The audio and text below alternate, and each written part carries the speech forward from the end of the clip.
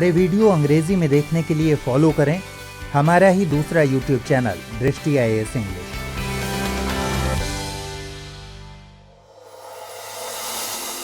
प्रिय व्यूअर्स, दृष्टि IAS के नए प्रोग्राम प्रीलिम्स प्रैक्टिस क्विज में हम UPSC और अलग अलग स्टेट PCS की प्रारंभिक परीक्षाओं में पूछे गए सवालों को विश्लेषण के साथ हल करेंगे। जानकारी के साथ साथ सही उत्तर का चयन करते समय कौन से ट्रिक कारगर साबित होते हैं उन्हें भी सीखेंगे।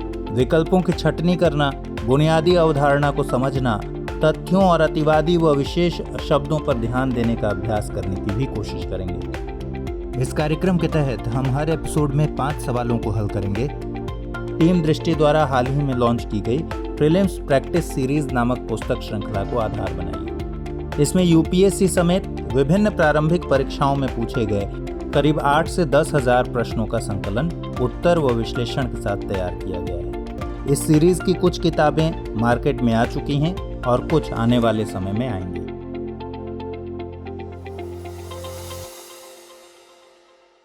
नमस्कार, PPQ प्रोग्राम में आपका स्वागत है। तो चलिए वर्ष 2019 के प्रश्नों के विश्लेषण क्रम में आज सेशन 5 पर चर्चा करते हैं। आज का पहला सवाल है, निम्नलिखित पर विचार कीजिए। पहला, बुद्ध में देवत्व आरोपण। दूसरा, बोधिसत्व के पथ पर चलना। तीसरा, मूर्ति उपासना तथा अनुष्ठान। उपर्युक्त में से कौन सी विशेषता या विशेषताएं महायान बौद्धि मत की हैं या फिर हैं?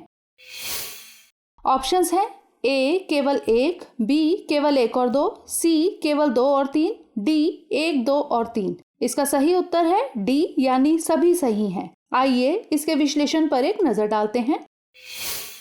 प्रिय व्यूअर्स, पिछले सेशन में हमने आपसे इस बात का कई बार जिक्र किया है कि सिविल सर्विसेज प्री की बात करें या मेंस की, दोनों में बौद्ध और जैन धर्म फेवरेट टॉपिक है। किसी न किसी एंगल से यहाँ सवाल पूछा ही जाता है। यहाँ बौद्ध धर्म के महायान संप्रदाय के बारे में पूछा गया है।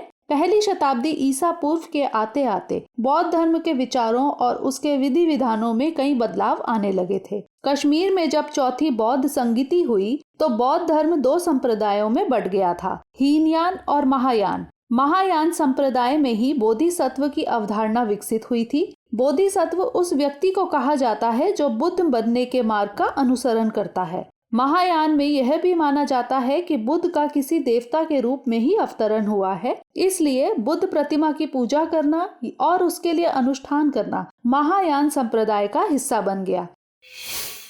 इसलिए इस प्रश्न का सही उत्तर D है, यानी सभी ऑप्शंस सही हैं।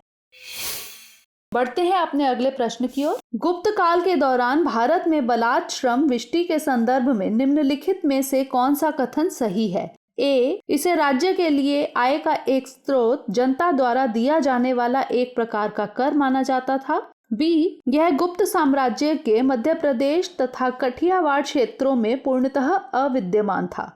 C, बलात् श्रमिक साप्ताहिक मजदूरी का हकदार होता था। D, मजदूर के ज्येष्ठ पुत्र को बलात् श्रमिक के रूप में भेज दिया जाता था। इसका सही उत्तर है ऑप्शन A। आइए इसके विश्लेषण पर एक नजर डालते हैं।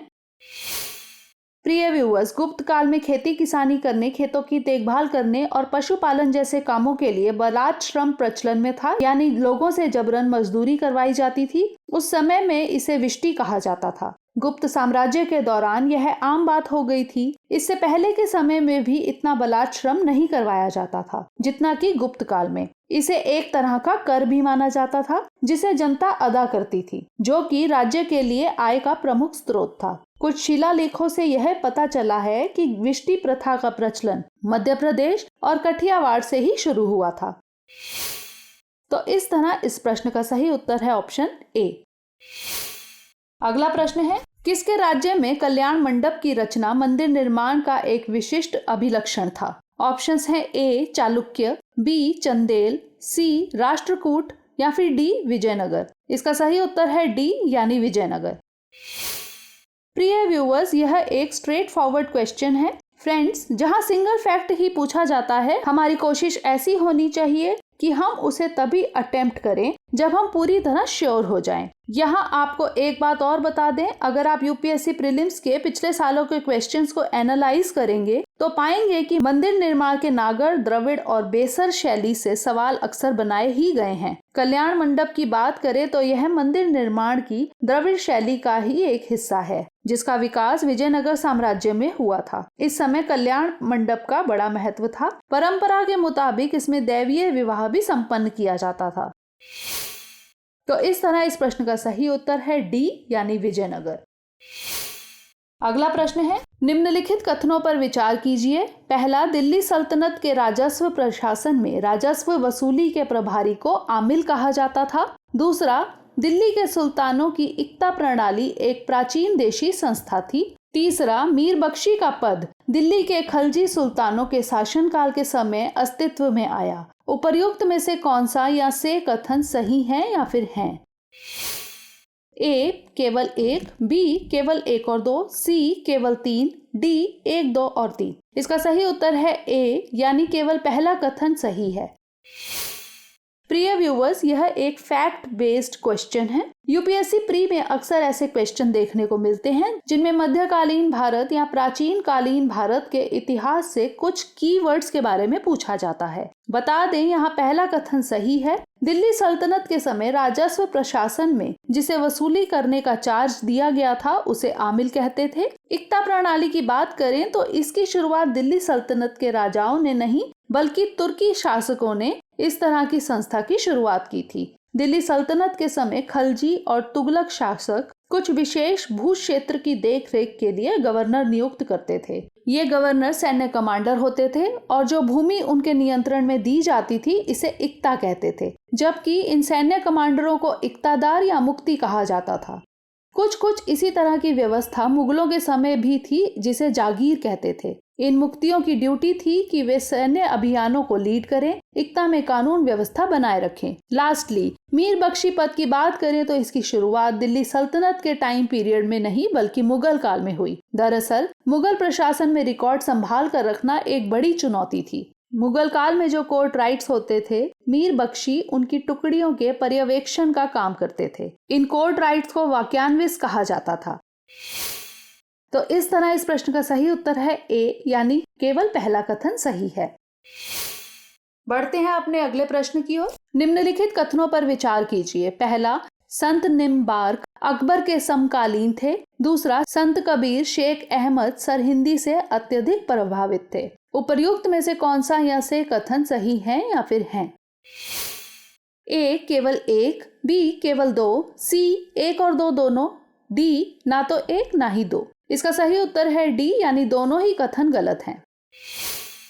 प्रिय व्यूअर्स, संत निम्बार्क के बारे में आपको बता दें कि संत निम्बार्क एक दर्शन शास्त्री और योगी थे। उनका संबंध दक्षिण भारत से था। हालांकि उन्होंने अपने जीवन का लंबा अरसा उत्तर भारत में ही बिताया था। 13वीं शताब्दी में उन्होंने अपने दार्शनिक और भक्ति विचारों का प्रसार किया था। वे कृष्ण के भक्त थे। अकबर का जीवन काल 16वीं और 17वीं शताब्दी में बीता। चूंकि अकबर का जन्म 1542 में हुआ जबकि 1605 में उनकी मृत्यु हुई थी, इस लिहाज से संत निम्बार्क और अकबर के जीवन काल में बड़ा अंतर है, यानी दोनों समकालीन नहीं थे। गाइस, यहाँ एक बात और बता दें कि जिन कथनों में किन्हीं दो लोगों के समकालीन होने की बात पूछी जाती है वे अक्सर गलत ही होते हैं, क्योंकि यहाँ भी वर्ष से संबंधित फैक्ट छिपा होता है। जबकि यूपीएससी के क्वेश्चन पेपर में अक्सर ऐसा देखा जाता है कि वर्ष से रिलेटेड फैक्ट को बढ़ाकर लिखा जाता है। यहाँ वर्ष संबंधी फैक्ट प्रत्यक्ष तौर पर नहीं पूछा गया है, लेकिन अगर हमें इनमें से किसी एक के भी जीवन काल के बारे में पता है तो दूसरे के संबंध में हम उसकी अवधि बढ़ाकर या कम कर कंसीडर कर सकते हैं।